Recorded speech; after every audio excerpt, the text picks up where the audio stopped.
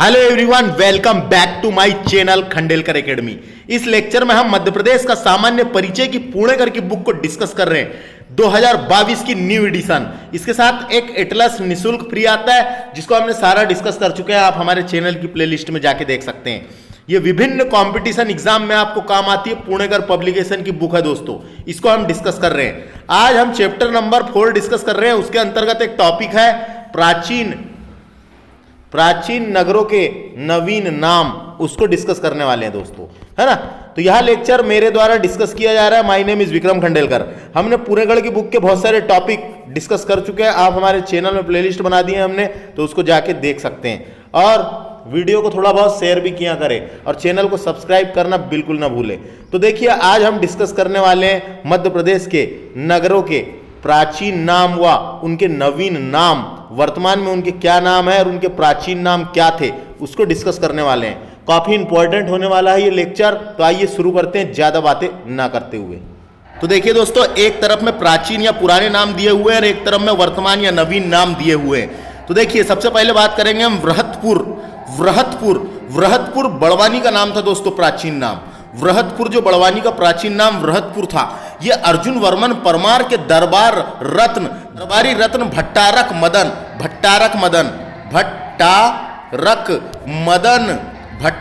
मदन कीर्ति द्वारा लिखित ग्रंथ चतुर स्त्रीसिंका नामक ग्रंथ से ही प्रतिमा का उल्लेख मिलता है। वृहतपुर बड़वानी का प्राचीन नाम था, है ना। वृहतपुर का मतलब है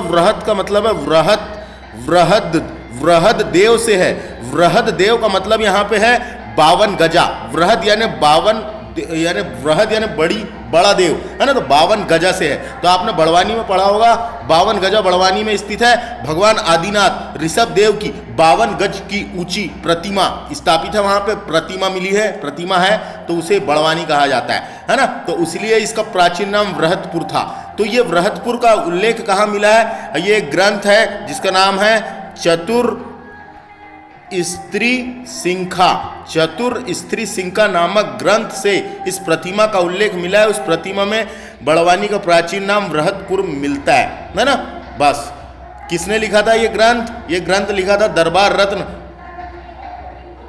भट्टारक मदन कीर्ति द्वारा लिखा गया है। नेक्स्ट बात करेंगे बुधनी जो है सीहोर में, वो बुद्ध निवासिनी यानी बुद्ध का निवास स्थान। बुद्ध निवासिनी का मतलब होता है वास करना, या बुद्ध का निवास करना या वास करना या रहना। तो बुधनी का प्राचीन नाम बुद्ध निवासिनी था। नेक्स्ट बात करेंगे महू।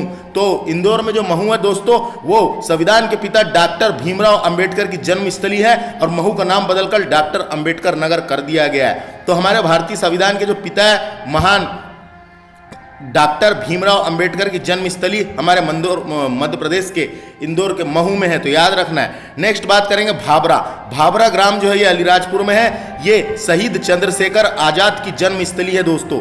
शहीद चंद्रशेखर आजाद की जन्मस्थली भाबरा है, अलीराजपुर ग्राम।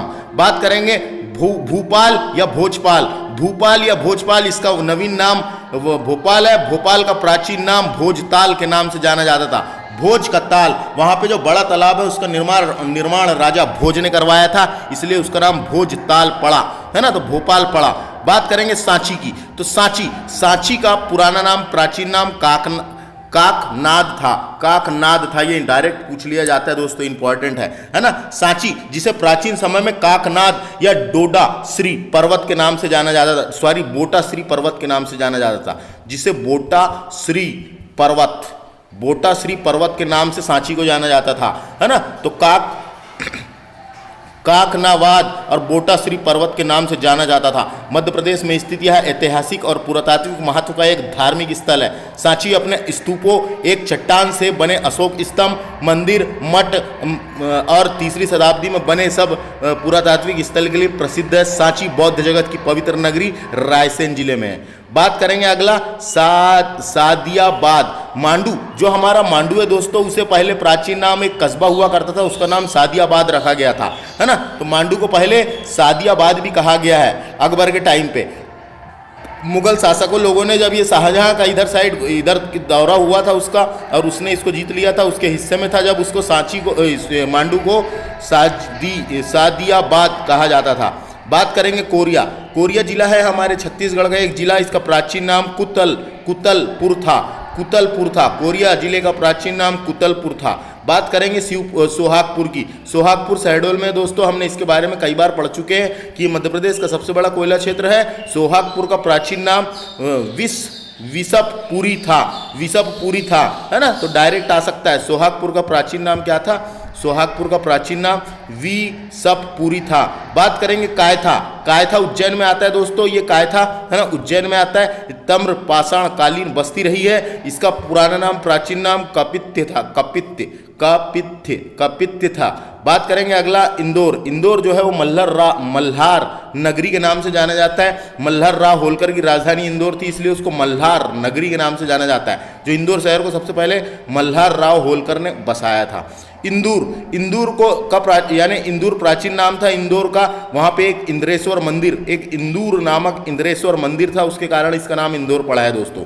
धार नगरी बहुत प्राचीन समय की धार नगरी रही है ना, भोज के टाइम पे, और बहुत प्राचीन यहाँ पे बहुत इतिहास का बहुत महत्व रहा है धार नगरी में। और धार नगरी को वर्तमान में धार के नाम से जाना जाता है। उज्जैनी को तो आप जानते ही हैं दोस्तों, उज्जैनी को कौन नहीं जानता है? तो उज्जैनी को कौन नहीं जानता? तो जो हमारा उज्जैन है, महाकाल की नगरी उज्जैन, इसका प्राचीन नाम उज्जैनी और अवंतिका था दोस्तों। उज्जैनी और अवंतिका मिलता है, इसका प्राचीन नाम जो था वो उज्जैनी और अवंतिका मिलता है। तो हमको याद रखना है, ये पूछा जाते रहता है डायरेक्ट क्वेश्चन। इसका देखो, उज्जैन के प्राचीन नाम अवंतिका, उज्जैनी। इसके अलावा एक और नाम है इसका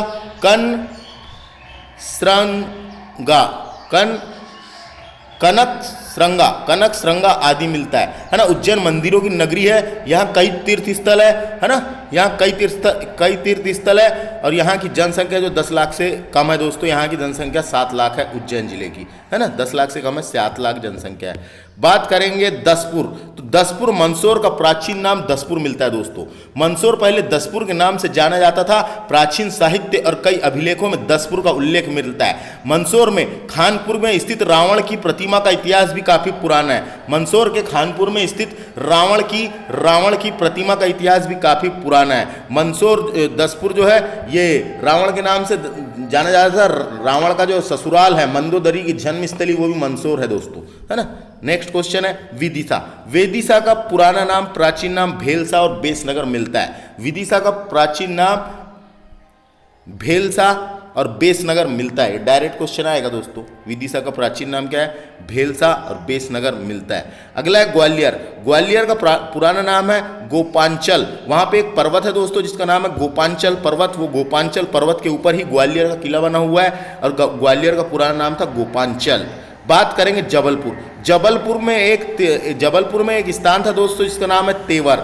जबलपुर में एक राजाओं के टाइम पे स्थान रहा है प्राचीन समय में तेवर नगरी जबलपुर में थी। और तेवर का पुराना नाम, प्राचीन नाम था त्रिपुरी, है ना। तो जबलपुर को पहले त्रिपुरी के नाम से जाना जाता था, तो याद रखना है तेवर जबलपुर में ही था और त्रिपुरी।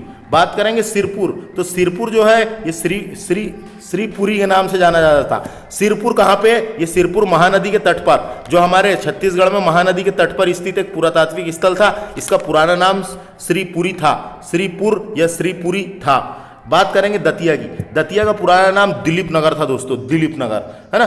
दिलीप नगर के नाम से जाना जाता था हमारा दतिया जिला जो है वर्तमान में बुंदेलखंड क्षेत्र में। बात करेंगे महेश्वर नर्मदा नदी के किनारे दोस्तों, और ये माहिष्मती के नाम से जाना जाता था। माहिष्मती हमने पढ़े हैं माहिष्मती के बारे में। जो उज्जैन महाजनपद था, मध्य प्रदेश में 2 महाजनपद थे दोस्तों, एक तो अवंती महाजनपद और दूसरा था चेदी महाजनपद। तो जो अवंती महाजनपद था दोस्तों, उसकी 2 राजधानी थी, एक राजधानी उज्जैन और दूसरी राजधानी थी माहिष्मती, है ना। तो यही है बस। नरवर शिवपुरी में है दोस्तों, इसका प्राचीन नाम नलपुर था, है ना। नरवर को पहले प्राचीन समय में नलपुर के नाम से जाना जाता था। बात करेंगे रीवा जिला, जो हमारा रीवा जिला है दोस्तों, इसका नाम रेवा या भाया मिलता है। इसका नाम भाया या रेवा मिलता है, प्राचीन नाम भाया या रेवा, तो याद रखना है। बात करेंगे मंडला में था एक प्राचीन गढ़मंडला मंडला जिले में था दोस्तों। गढ़मंडला की शासिका थी रानी दुर्गावती। बात करेंगे बुरहानपुर। बुरहानपुर में पहले खानदेश के नाम से जाना जाता था, एक रियासत हुआ करती थी खानदेश, है ना, खानदेश। जो बुरहानपुर के बाद जो महाराष्ट्र और मध्य प्रदेश का जो हिस्सा था बुरहानपुर वाला, वहाँ खानदेश हुआ करता था। बात करेंगे मांडू। मांडू को तो आप जानते ही हैं, Mandu the city of Joy, इसे मांडवगढ़ के नाम से जाना जाता था, ये धार में है, मांडवगढ़, है ना। आगे बात करेंगे पचमढ़ी। पचमढ़ी को प्राचीन समय में पंचलगढ़, पंचालगढ़ के नाम से जाना जाता था। पचमढ़ी को पंचालगढ़ के नाम से जाना जाता था। मंडला, मंडला को गोंडवाना भूमि के नाम से जाना जाता था, गोंडवाना, है ना। वहाँ पे गोंड जनजातियों का यानी गोंड राजवंशों का शासन रहा है, इसलिए मंडला को पहले गोंडवाना जाना जाता था। बात करेंगे खजुराहो को। खजुराहो जो हमारे छतरपुर में है, खजुराहो छतरपुर में है, इसका पुराना नाम था खजुरवाहक नाम था दोस्तों इसका, खजुरवाहक, इसका पुराना नाम था खजुरवाहक, है ना। और खजुराहो का ही पुराना नाम था जेजक भुक्ति के नाम से बुंदेलखंड क्षेत्र को जाना जाता था, और वहाँ पे खजुराहो को भी जाना जाता था। बात करेंगे इंदौर की, तो इंदौर का प्राचीन नाम इंद्रपुर भी मिलता है ना। इंदौर का प्राचीन नाम इंद्रपुर भी मिलता है ना। बात करेंगे एरण की। एरण एक पुरातात्विक स्थल है सागर जिले में, जहाँ सती प्रथा का प्रथम साक्ष्य अभिलेख प्राप्त हुआ है। वो अभिलेख भानुगुप्त का अभिलेख था। तो एरण एक पुरातात्विक स्थल है, उसका पुराना नाम, प्राचीन नाम एरीकीर्ण मिलता है। बात करेंगे ग्वालियर का पुराना नाम वत्स मिलता है दोस्तों, वत्स। डायरेक्ट क्वेश्चन आता है। ये वत्स एक जनपद हुआ करता था हमारे मध्य प्रदेश में, महाजनपद 2 थे, उसके अंतर्गत जनपद थे, तो वत्स एक जनपद था, जो इतिहास में हम अच्छे से पढ़ेंगे उसके बारे में, है ना। निमाड़ क्षेत्र का प्राचीन नाम था अनूप, ये भी आता है इंपॉर्टेंट। निमाड़ भी एक जनपद हुआ करता था, और निमाड़ क्षेत्र का प्राचीन नाम था अनूप, ये डायरेक्ट क्वेश्चन आता है। दमोह क्षेत्र का प्राचीन नाम था टुंडीगढ़, दमोह क्षेत्र का प्राचीन नाम था टुंडीगढ़ दमोह क्षेत्र का प्राचीन नाम था, डायरेक्ट क्वेश्चन आएगा। ये सब याद रखना पड़ेगा दोस्तों, यहाँ ट्रिक नहीं बता रहा हूँ मैं। शाहजहाँपुर, जो शाहजहाँपुर जिला है हमारा, उसका पुराना नाम था शाहजहाँपुर, शाहजहाँ के नाम पर रख दिया गया था, तो शाहजहाँपुर, है ना। बात करेंगे सीहोर जिले का प्राचीन नाम था निजाम ए मशरीफ, इसको याद रखना, ये इंपॉर्टेंट है।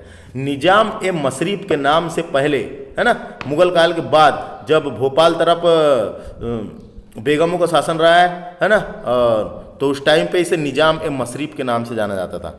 कटनी का पुराना नाम दोस्तों, कटनी का प्राचीन नाम क्या था, तो कटनी का प्राचीन नाम मुंडवारा के नाम से जाना जाता था। ये अपना कटनी का प्राचीन नाम था मुंडवारा के नाम से जाना जाता था कटनी। अभी भी कटनी के रेलवे स्टेशन का नाम मुंडवारा ही है दोस्तों, है ना।